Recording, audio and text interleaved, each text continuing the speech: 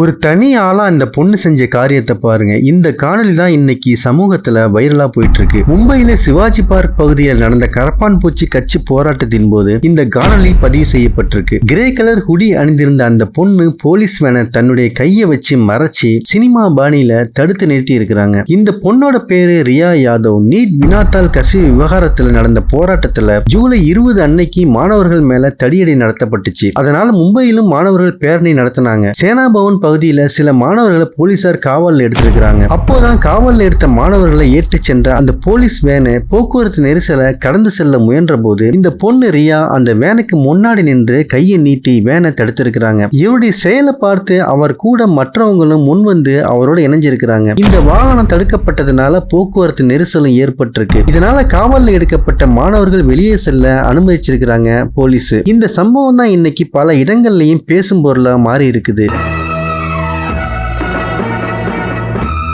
சரி ஒரு 1 hour rest எடுத்துட்டு போ. அடிச்சது 2 hour ரெஸ்ட் 1 hour நல்லா வாயில வந்துரும்.